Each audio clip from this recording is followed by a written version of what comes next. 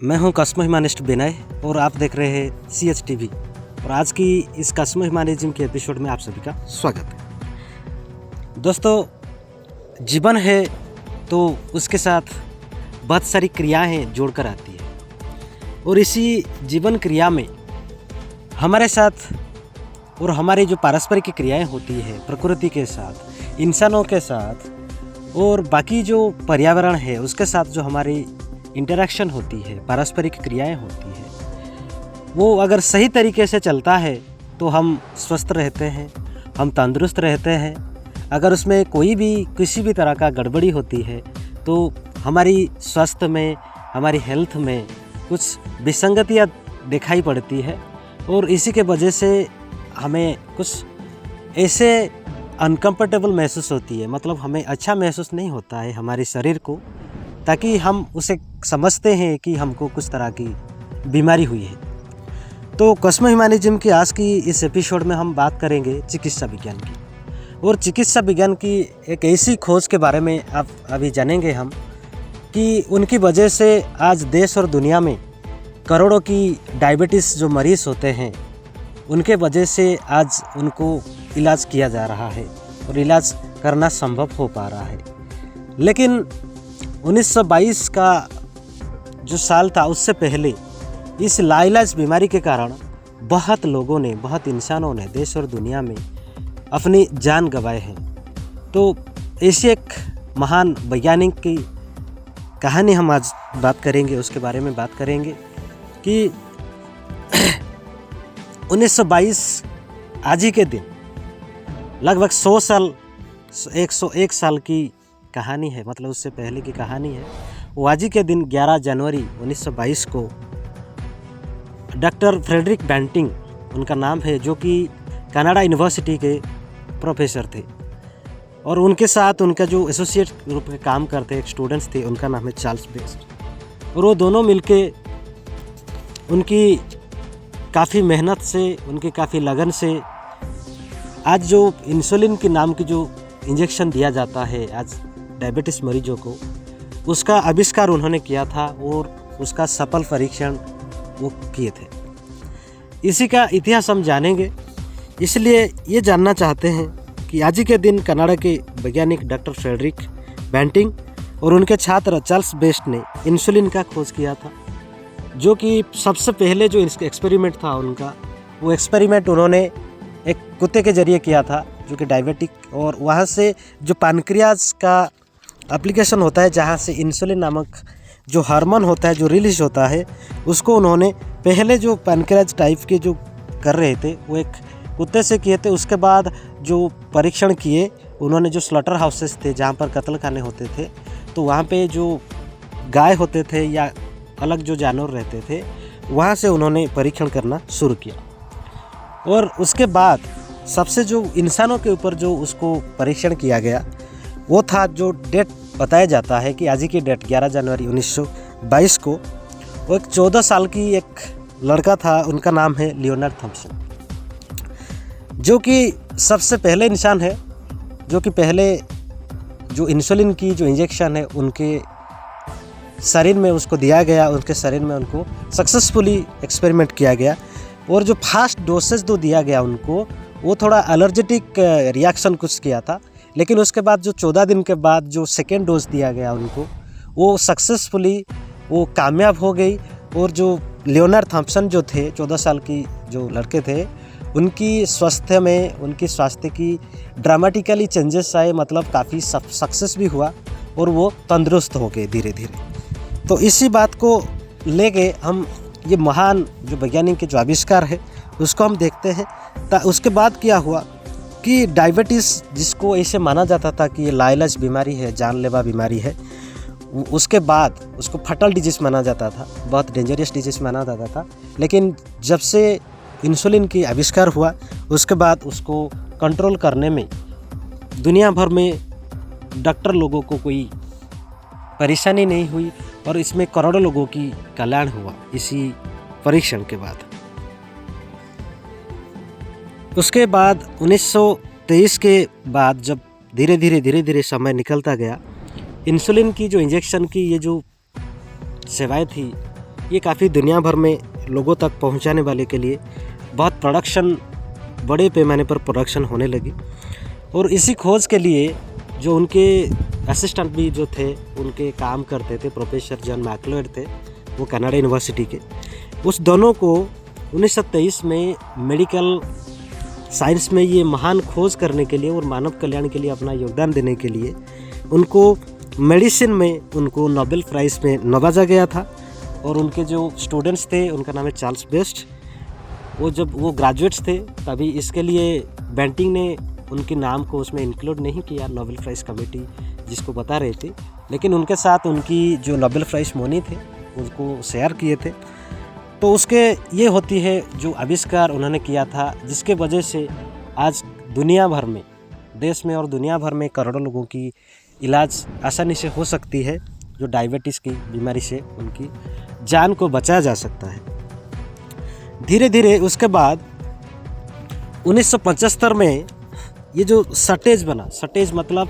Insulin का जो production होता था, ये इंसुलिन का प्रोडक्शन में थोड़ा कमी आई। क्यों कमी आई? क्योंकि साइंटिस्ट लोगों का मानना था और जो डिस्कवर कर रहे थे, इन्वेंशन कर रहे थे और रिसर्च करने वाली जो डॉक्टर्स थे, वो ऐसा मानते थे कि जो इंसानों के ऊपर जो अप्लाई किया गया, लागू किया गया और इंजेक्शन के लिए, तो उसमें जो जानवरों से ये निकाला जाता था उनकी सप्लाई में कमी रही।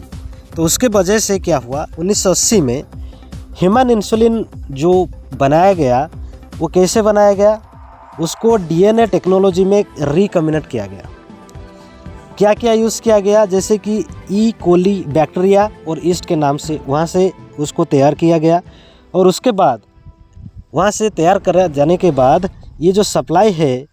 उसका थोड़ा जो बड़े पैमाने पर सप्लाई होना चाहिए था, उसका जो समस्या वहाँ पर शुरू हुई थी कि कमी पड़ गई, वो समस्या समाधान हो गई इंसुलिन की। तो इसके लिए आपके लिए जानकारी के लिए बता देता हूँ कि 1923 में सबसे पहले भारत में जो इंसुलिन का इंजेक्शन दिया गया था, वो इंसुलिन का इंजेक्शन दिया गया था एक छोटी सी लड़की है, उनका नाम है कुमुदिनी। और जो फर्स्ट इंडियन थे, मतलब पहले भारतीय थे जिनको इंसुलिन का इंजेक्शन दिया गया था। और वो डॉक्टर जिन्होंने महान काम किया था, इसके बीच में खोज भी किए थे, उनका नाम है, उसको बताया जाता है डॉक्टर जेपी बोस, जो कि कोलकाता से थे और कोलकाता मेडिकल में उन्होंने वो इंसुलिन की इंजेक्शन उनको दिया था। अगर आज की हिसाब से मैं बताऊं कि आपको कि भारत में हर साल लगभग 1 करोड़ जो होते हैं पेशेंट होते हैं, वो डायबिटीज़ की बीमारी से जूझ रहे हैं। 1 करोड़ के पेशेंट हैं। और अंतर्राष्ट्रीय स्वास्थ्य संगठन का अगर आंकड़ा देखें तो लगभग 8.7% जो लोग हैं, मतलब 8.7% जो लोग हैं, वो मतलब 20 से 70 साल के अंदर जो लोग हैं, वो आज डायबिटीज़ की बीमारी से जूझ रहे हैं। और हर साल अगर देखें, अभी अगर करंट डाटा को अगर हम पढ़ें तो लगभग 77 मिलियंस, मतलब लगभग 8 से 9 करोड़ लोग जो है भारत में वो डायबिटीज़ के मरीज़ है। और हम उसको अगर गिनती करें, हर 11 लोगों में एक जो इंसान होती है भारत में, वो डायबिटिक का पेशेंट होता है। तो ऐसे अगर देखें कि उनका जो आंकड़ा है, WHO का जो आंकड़ा है, WHO ऐसे बताते हैं कि 2045 तक का भारत में लगभग 135 मिलियंस इतने प्रतिशत जो लोग हैं वो डायबिटीज़ के बीमारी में चपेट में आ सकते हैं। तो दोस्तों, ये था आज का जो डेट का जो हिस्टोरिकल रिलेवेंट है, हिस्टोरिकल जो उसकी अहम है, उसकी जो ज़रूरतें हैं, उसकी जो इम्पोर्टेंस है, सिग्निफिकेंस है, कि आज के दिन जो इंसुलिन का आविष्कार हुआ था और इस आविष्कार से देश और दुनिया में करोड़ों लोगों का जान बचाया जा रहा है। अभी जो डायबिटिक्स को जो बीमारी है, उसको अभी आसानी से उसको टैकल किया जा सकता है। उसके लिए मेडिसिन भी है। और मैं पहले भी आपको बता चुका हूँ कि जैसे हमारी जीवन शैली होती है, जैसे हमारी जीवनचर्या होती है, हमारी लाइफस्टाइल होती है, अगर वो उसकी जो तरीके में और उसकी जो सिस्टमेटिक ढंग से हम अगर जीवन को जीते हैं, अच्छे से खाना खाते हैं, अच्छे से एक्सरसाइज करते हैं, या अच्छे समय से हम सोते हैं, हमारी जो सारी की सारी जो क्रियाएं होती हैं, अगर हम वो अच्छे समय पर करते हैं, सटीक टाइम पे करते हैं, तो उसके कोई गड़बड़ी होने की संभावना नहीं होता है। इसके लिए हमें सचेतन रहना होगा, हमको काफ़ी कॉन्शियस रहना होगा, हमको काफ़ी जानकारी लेना होगा, पढ़ाई करना होगा और समझना होगा, ताकि हम अपनी जो ये जीवन है उसको अच्छे से जी सके, उसको दूसरों की काम में लगा सके, लोगों की सहायता करने में लगा सके। और इसी के साथ आज का जो कस्म ह्यूमनिज़्म का ये अध्याय है, एपिसोड है,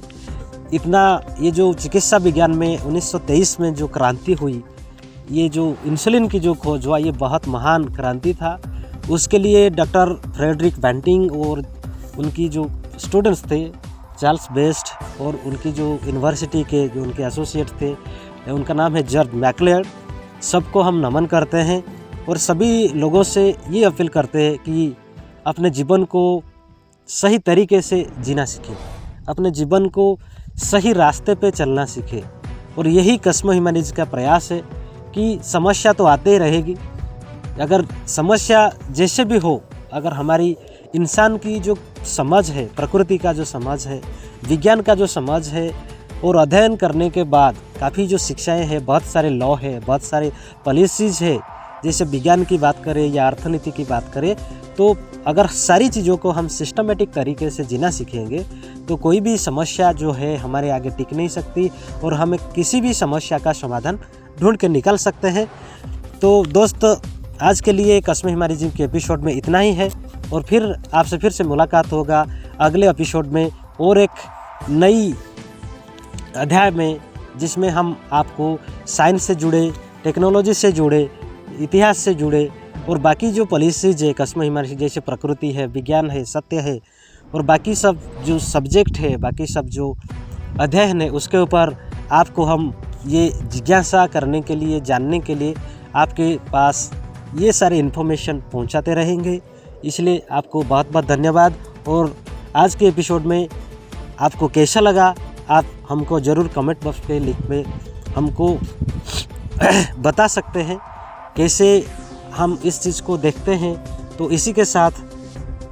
मुझे दीजिए इजाज़त, फिर मिलेंगे अगले अध्याय में। तभी तक कस्म ह्यूमनिज़्म के रास्ते पे चलते रहिए, उसकी बातों को समझते रहिए और अपने जीवन को सुखी बनाए। जय विज्ञान।